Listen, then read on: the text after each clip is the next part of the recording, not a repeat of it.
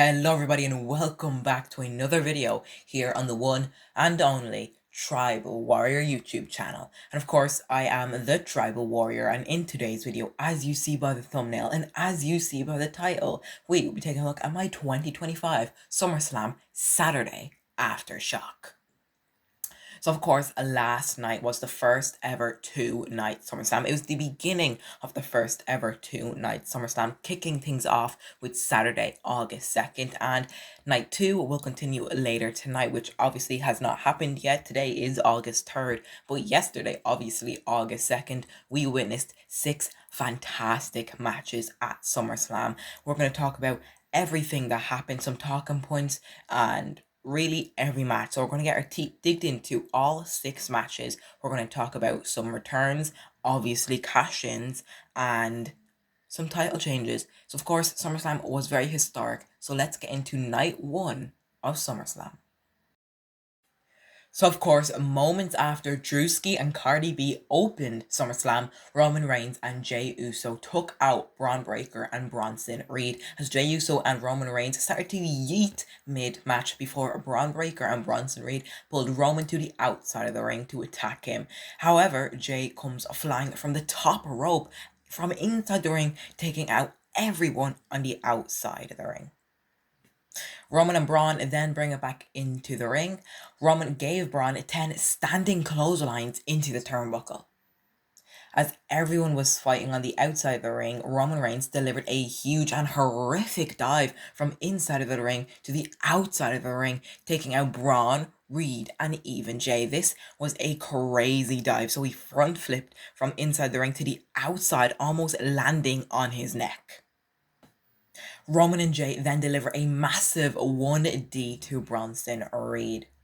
Jey Uso then jumps out of the way, dodging a spear by Braun Breaker. However, it hits Roman Reigns instead.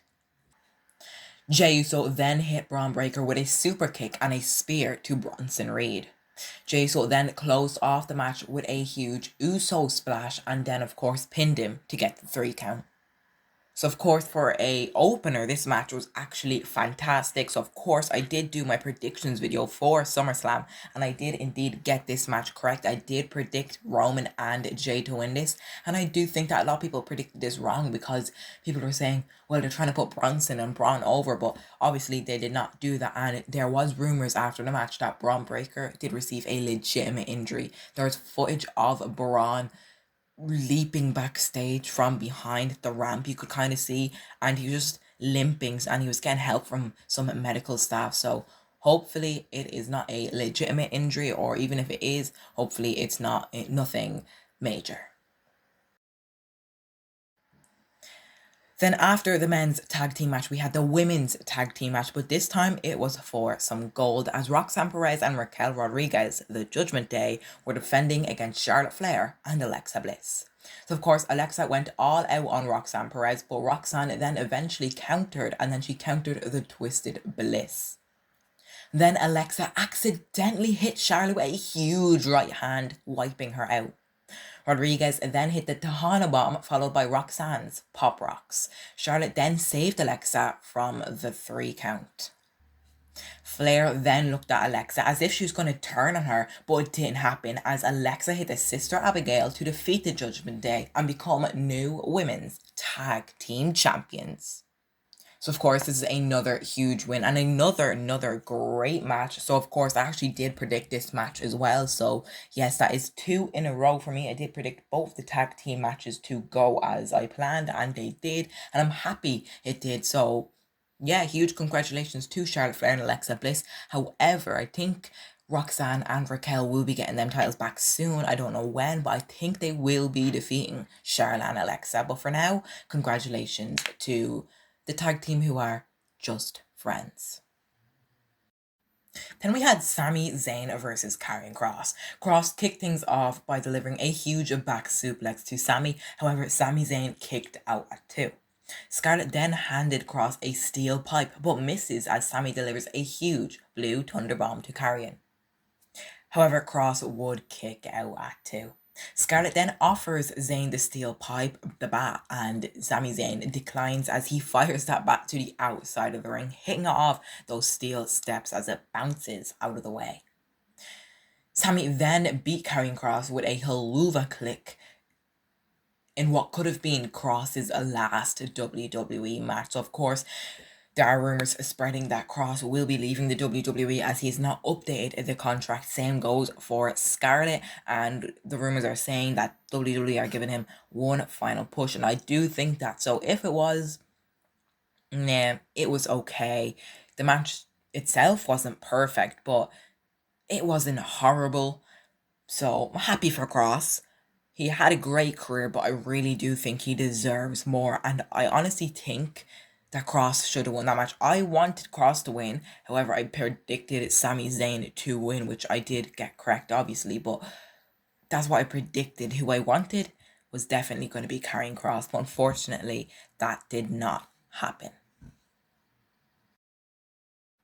After Sami Zayn versus Karrion Kross, we had our first major championship match of SummerSlam. It was Tiffany Stratton defending against the Queen of the Ring winner, Jade Cargill. So of course, Tiffany gained advantage after hitting Jade with a suicide dive. Jade then kicks out after Tiffany delivers a huge swanton bomb.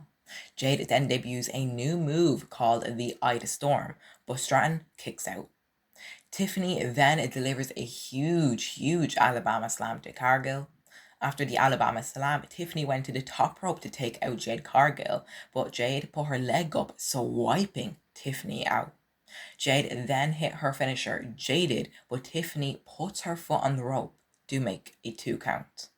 Tiffany then avoids another Jaded, followed by her own prettiest moonsault finisher to retain her championship. In my opinion, this was the worst match of SummerSlam so far. And I don't mean this with any hate, both women are fantastic. I thought Cargill was going to win. I predicted Cargill, but I got that wrong. And it wasn't because the match was bad. Like, I'm not saying the match was bad because Cargill lost. It was just something about the match. It was definitely very slow. The match was, 7 minutes? And I just didn't like the pace. The match was boring. It wasn't really back and forth, and it was honestly really shocking to see Jade Cargill lose. So, as you can see by in front of you, WWE really did bury Jade Cargill. Does anybody have any predictions what they're going to do with Cargill? Where is she going to go after this? What is she going to do? Because she's really lost right now. Then we had our second last match. It was Drew McIntyre and Logan Paul versus WWE legend Randy Orton and the music sensation Jelly Roll. So of course people were saying, oh, I'm not excited for this match. And same for me. I wasn't really hyped up for this match. And in my opinion, Jelly Roll did not really deliver in this match. Respectfully, congratulations to him for being under 300 pounds. I've heard it's the first time since 5th grade, 6th grade. And it was just like, I was expecting him to actually do WWE moves. The only big thing he done was a choke slam, and obviously he got sent through that table on the outside of the ring, which was good and all. It was just like I was expecting more. They were building him up like he was gonna do some huge move, and he really didn't do anything. So this match was actually very predictable, but I got it wrong. So of course, let me just go through the match. So of course, Logan tries to powerbomb Jelly Roll, but it backfires and Jelly takes out Logan Paul. Drew McIntyre and Jelly Roll go at it after Jelly slaps Drew right in the face, and this slap was mad, like a huge proper slap. And then, as I mentioned, Logan then shockingly leaped from the top rope through the announce table with prime balls in his hand. And this was probably one of the biggest highlights of SummerSlam. This was truly shocking, and huge congratulations to Logan Paul, because he's definitely hated, but he's such a good wrestler. The match came to an end when Drew McIntyre and Logan Paul defeated the Viper and the Music Artist. So of course I did predict Jelly and Randy to win, and I actually did mention in my predictions video this might be the most predictable match of all of SummerSlam, and I really did think they weren't going to let Jelly lose his first match, but shockingly they did, and Drew and Logan ended up winning. But it was actually an alright match. I think this match was even better than Jade and Tiffany, shockingly, but yeah, great match. I was expecting more from Jelly, but of course, it's his first match. I'm not going to hate that much. But either way, Drew McIntyre and Logan Paul took the win. So then we're going to fly through this main event because the main event was historic. It was crazy. It was sensational. It was really slow paced though. And this match was a tiny bit disappointing because it was extremely slow. However, after a long match between Gunther and Punk, which involved blood, sleepers, and a multiple go-to sleeps, Punk finally capitalized and hit Gunther with two huge GTSs to win the World Heavyweight Championship. So of course, this is a huge achievement for Punk. He's been wanting this ever since he returned, ever since the big controversy since he left the WWE. He is back and he wins the championship only for 5 minutes and 10 seconds though. Because after this, Seth Rollins then returned and then successfully cashed in his Money in the Bank briefcase to take the title from Punk, which he only held for 5 minutes and 10 seconds. So of course, this is huge news. Of course, it's going to be a huge must-see Monday Night Raw. Seth is back, and yes, I did predict this. I did predict that Seth wasn't actually injured. I predicted this is a whole work, and shockingly, it was. Huge congratulations to Seth because we seen the leaked photos of him on crutches playing with his daughter, and it was just fantastic acting. So huge congratulations to Punk, which he finally successfully got the title, but another congratulations to Seth for wreaking Rollins because he cashed in his Money in the Bank in the ruse of the century. So of course, this was a shocking and great SummerSlam, and that was only night one because we still have night two to get to. Because later tonight, at the time of recording this video, it's of course Sunday the 3rd, but in a couple of hours time, we're going to see night 2 of SummerSlam, and it's going to be historic. We have 6 matches. Only one of those matches have no stipulations, so the rest of those matches has stipulations, including street fights, anything goes, even a steel cage match. It's going to be historic. It is going to be sensational. Cody Rhodes versus John Cena, potential heel turn from Cody. It's going to be great. But yeah, thank you guys so much for watching today's video. Overall, I rated SummerSlam Night 1 a 7.5 out of 10. Hopefully, Night 2 will be better. But I'll see you guys in the next video. Thanks for watching, and remember to always, always stay tribal. Enjoy Night 2, everybody.